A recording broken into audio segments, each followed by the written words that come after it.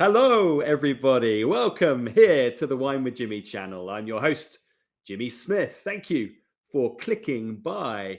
This is a wine channel designed to help those of you wanting to learn more about wine and those of you studying the world of wine. Welcome to a German series on wine law and legislation. One of the most complex, some say confusing systems in the wine world. Maybe you have been one of these people scanning the shelves, seeing these German bottles with a huge amount of words on them and having no idea. So these videos hopefully will give you some indication of some words to look out for on the label.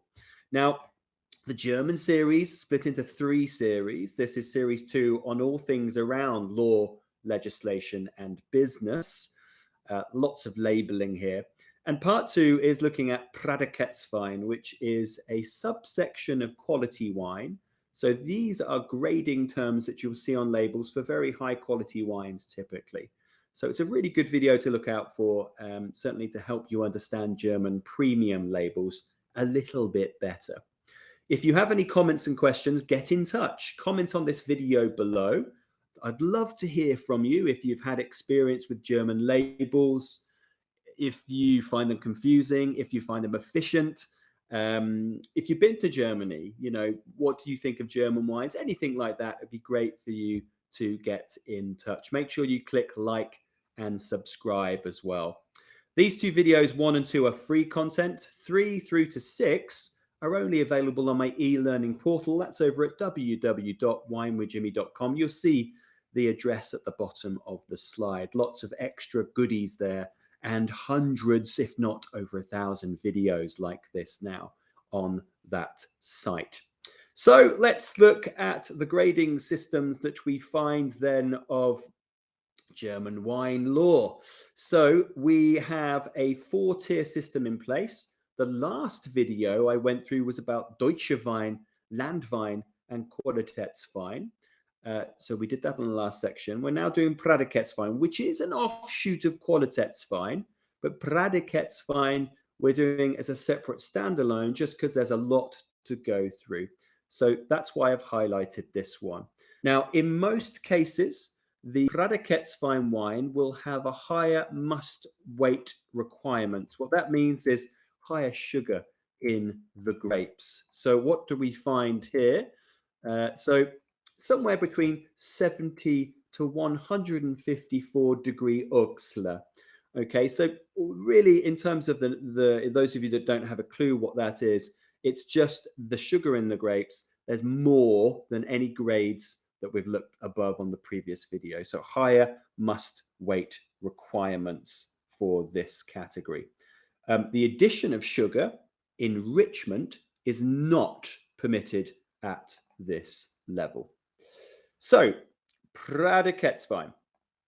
So, similar to Qualitätswein, Prädikatswein is a PDO category. It actually sits within Qualitätswein with more stricter, stringent requirements. The word Prädikat, this bit here, Wein means wine, but Prädikat means distinctive, so distinct wine or distinction. And there are 6 levels of this distinction that we're going to go through. They're all defined by minimum must weight. Okay. Prädikatswein can be produced from any grape variety, but it is quite synonymous with Riesling. Though you can find it with Silvaner, Grauburgunder, Müller-Thurgau, even the red varieties, but it is very synonymous with Riesling. The amount that is produced of Prädikatswein depends on the vintage, and normally we're looking about half Prädikatswein in comparison to Qualitätswein. But in some of the great vintages, sometimes that number can be close to Qualitätswein. Okay, so that's the overall levels for Prädikatswein. We're going to talk about the 6 levels. Now, that was the overview. Let's talk about the 6 levels. So how do you know it's a Prädikatswein on the label? Well, they will say Prädikatswein, and it says it just here, right? You can see it below Riesling. But the grade of Prädikatswein, of which there are 6 levels, will be featured more prominently. So you'll see here Riesling Kabinett. And that's the first one we're going to look at, Kabinett. Okay, so these are produced, so the Kabinett grade, and this is a Riesling in the example we've given you here, they are produced from grapes with the lowest must weights for Prädikatswein. And as that is the case, we're going to have the lowest amount of sugar. So this is going to be often around the same or more than Qualitätswein, typically, but the lowest in the grades we're looking at of Prädikatswein. Okay, so with the lowest amount, you're going to have less sugar, so that's really less alcohol potentially, and generally less body. So you're going to get the wines with the brightest, most noticeable acidity, the lightest in body, and typically with, certainly with Rieslings, you'll find green and citrus fruits, very fresh characters behind them. The wines can be dry to medium sweet in style. I'm going to go through that very shortly. And those with residual sugar can have levels of alcohol at about 7%, which is the legal minimum.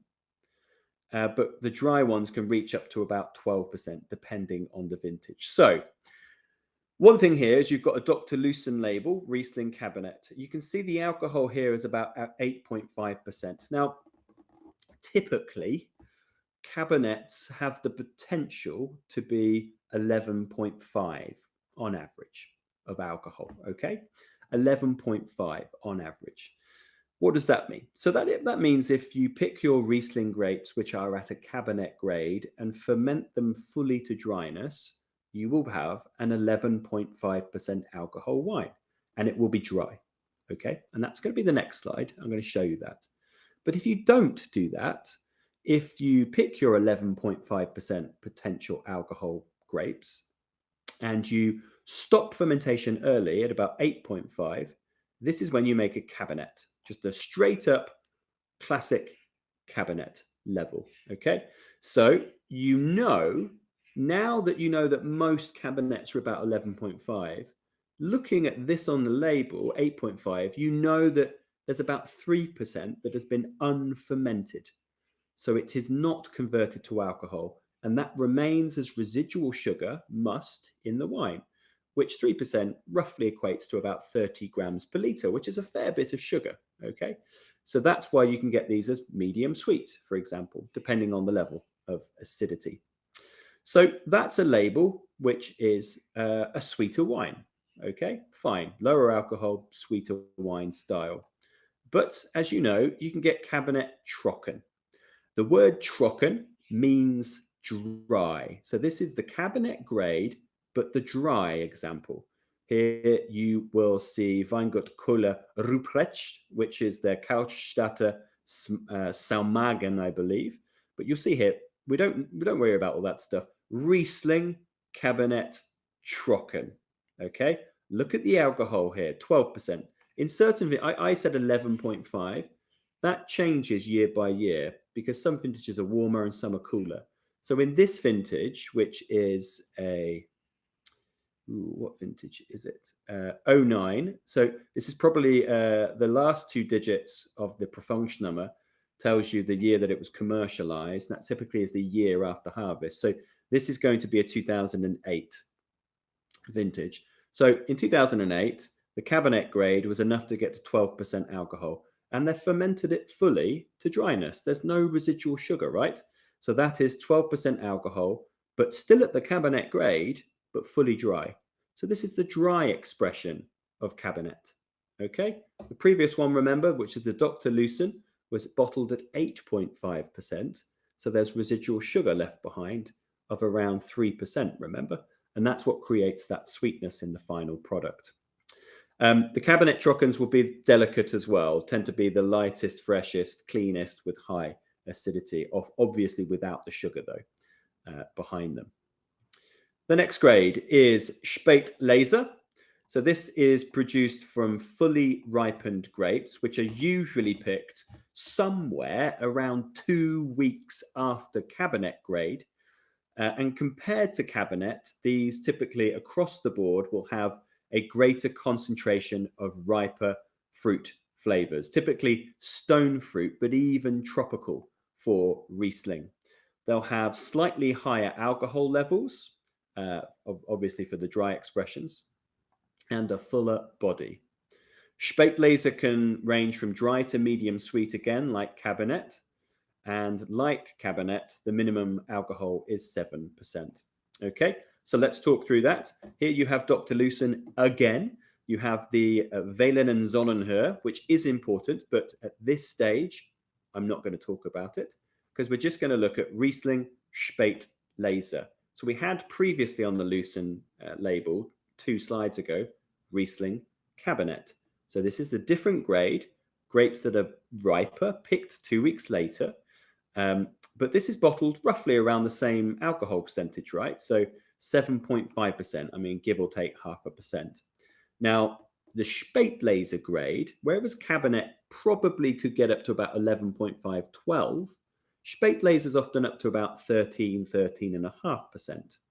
So we now know, knowing that these grapes being, let's say 13.5, okay, it was stopped early at 7.5%, which leaves about 6% left, which is about 60 grams per litre of sugar. So this is in fact going to be sweeter than the Kabinett label, which is logical because the grapes were riper.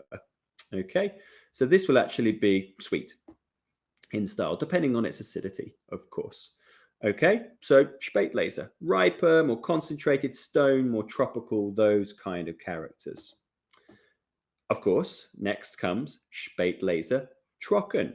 Just the same principles with the Kabinett, but with a higher grade of grapes. Okay, so here you have the same producer that we had for the Trocken last time around. It says Riesling Spätlese Trocken. This 17 at the number here is the year of commercialization, so that means it's the 16 vintage of this one. And this has been bottled, actually, not at a tremendously high level here, but at 12% again, this one. Typically, they're a bit higher than that, like 13, for example. But we know that it is fermented to a dryness because the word trocken is there, which means dry. Okay, so this will be fuller bodied than Kabinett Trockens because it has more concentration, riper grapes. Often there's more fruit as well in these that are more sort of stone fruited to balance their acidities. So Spätlese Trocken, it's a very good category for high quality Trocken wines across places like Rheingau and Nahe, for example. Okay, so that's Spätlese. The word Spätlese as well, we should probably just mention its etymology. Spät means late and Lese means harvest, so late harvest. And that's in comparison, of course, to Kabinett grade. The next one is Auslese, meaning selected harvest. Okay, and that's what we're saying on the right-hand side. So Auslese is made from specifically selected extra ripe bunches of grapes. Although the bunches should be carefully selected, hand harvesting is not mandatory. Some producers harvest mechanically before sorting by hand when they reach the winery. Auslese are even more riper and concentrated in comparison to the Spätlese and, of course, Kabinett. So the wines typically are really much more sweeter, even with a honeyed note to them, and often affected by botrytis. They can have levels of botrytis to add complexity, texture, and flavor. This is the last category that has the potential for being dry. I'll do that on the next slide. Because most, though, Auslese is sweet. It's very rare to get the dry category. The sweeter wines, the alcohol must be a minimum 7%, and it's much more common to have the sweeter expressions. So Auslese typically has higher levels of sugar again, probably somewhere between 14 and 15% potential alcohol. This has been bottled at 8. So this has similar, but maybe just a little bit more sweetness than the Spätlese Lucen label we had earlier. Okay, so Riesling Auslese, this is very, very sweet. Now, there are very few examples you can find on the internet, but this is one of them which says Auslese Trocken. Very rare to get this, but it is technically possible, as you can see here. This is the 2014 vintage. And that's quite a low number for it. So that year, the levels must have been a little bit lower for the 14 vintage. So this would be a dry wine, as the word Trocken will state. And this is the last time in these 6 grades that you can get the Trocken grade for Prädikatswein, okay? So that was with Kabinett, Spätlese, and Auslese. Very, very unlikely anybody would ask you about Auslese, but the first 2 are much more important for Trocken. Then come our 3 grades that only produce sweet wines. So that's Beerenauslese, Eiswein, and Trockenbeerenauslese. So first up, Beerenauslese, which can be shortened to BA for those people who can't pronounce German or spell it. This is made from individually selected berries and must be hand harvested. Now, at must weights this high that are so full of sugar, the wine will always be sweet because it's impossible to ferment it to dryness. Typically, Beerenauslese is something like a potential alcohol of 18%, but you know that yeast doesn't work up to those high levels. There's just far too much sugar. So you will find that these wines are bottled often around 7%, maybe even lower sometimes. And that means that you have, if you take, so that's 7 away from 18, which was the potential percentage, you're left with 11. And that's about 110 grams per litre of sugar. That's a lot of sugar. And that's about twice as much as Auslese that we were talking about from our examples on the last slides. The berries for this wine do not need to be botrytized, but it is a typical feature in Beerenauslese. And with Riesling, the typical flavors are ripe, dried stone fruit, honeyed, caramelized. And the Beerenauslese is only produced in years with suitable conditions with noble rot. That's humidity followed by dry, sunny weather, and in small quantity. The yields are low. The production methods are labor intensive. So these are rare and expensive. So the 3 previous ones, Kabinett, Spätlese, and Auslese, I always followed up with a Trocken slide. Of course, I am not doing it now because you cannot produce a Trocken from the Beerenauslese classification.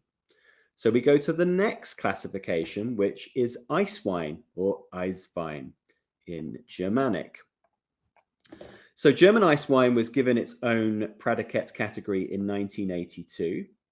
The must weights are similar to that of Beerenauslese, but the production method is different.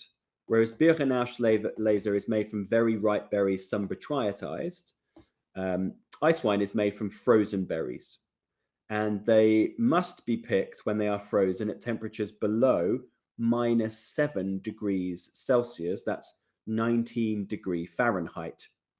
The harvest can take place from any time in December and in certain circumstances November, but that's rare, to February the following year.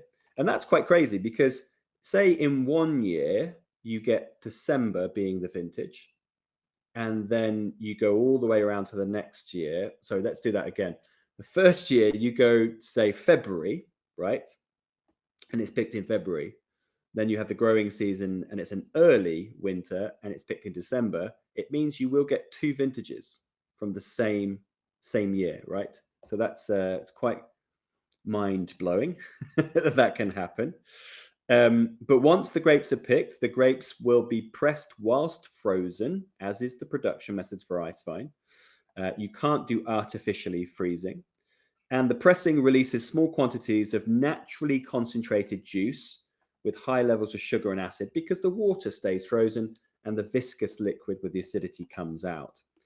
The grapes must be very healthy, the ones that are used, because rot tends to produce problems, certainly by amplifying the rot issue within the wine style. So Eiswein's lovely, refreshing, high acidity, the most clean, fresh, high sweet wine that you can get from Germany. But also to mention, the growers have to wait for their grapes to freeze, right? And during that time, often a lot of animals are looking for any kind of source of nutrition during winter, and that's when they can eat these lovely sweet berries. Also, disease in winter can be a problematic thing as well, especially if it's a more mild and wet winter. So some growers are improving their chances of waiting for the winter freeze by covering their grapes in plastic sheeting to protect them till the grape freeze comes along. As mentioned, Rieslings are fresh, acidic, peachy grapefruit characteristics. They're rare and very premium. Our last grade of Prädikatswein is Trockenbeerenauslese. You've seen all of these words before. Let's just split that down so you can understand the etymology behind this. Oh, I need a line. Here you go. This line here, this line here, and this line here, right? So Trocken, dry. Beeren, berries. Ausch, selected. Lese, harvest. Dried berries of a selected harvest. I know the word Trocken means dry standalone, but when it's attached to Beeren, which is berries, it means dried berries. So, you know, raisined berries. So dried berries of a selected harvest. Nobly rot styles. So this is where we get extremely high must weights, typically around somewhere around 21% alcohol.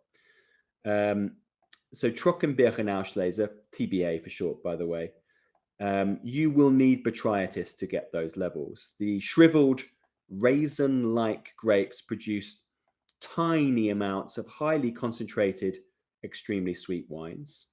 The sweetness, though, is still balanced typically by the grape's acidity, of course, Riesling. It doesn't have to be Riesling, of course. And it can help age the wines for an epic volume of time. The high must weights mean fermentation is long and very, very slow and rarely continues beyond 8%. You can see here with the example we've got of Dr. Lucen, it's only 6%. To give you some numbering then, roughly 21% or 22% would be the potential alcohol of a TBA, which is impossible to get to by natural fermentation. And because there's so much sugar, the yeast struggles to get to about 5 or 6. In this case, it stops at 6, leaving 15 to 16% unfermented grape must, right? And that's about 150, 160 grams per liter of sugar. So that's very, very sweet, of course. The yields are low. The tiny quantities, often served in 25 or 30, so 25 cl or 37.5 cl bottles. And they are exceptionally expensive, of course. Very, very complex, with everything Beerenauslese has, but with more intensity and complexity. Okay, so that is the Prädikatswein section done. Please do join me for part 3, which is looking at the terms indicating sweetness. We'll talk more about things like Trocken, Halbtrocken, Feinherb. All of those kind of things will be discussed in that section. If you have any comments or questions, please do comment on this video below. And make sure you click like and subscribe. Part 3, by the way, as well as 4, 5, and 6 are only available on my e-learning portal. That's over at www.winewithjimmy.com. You'll need to subscribe to gain access to those videos. If you do find yourself in the UK, come and say hello as well for a class, glass, or bottle. I've been Jimmy Smith. Dankeschön bitte. Thank you.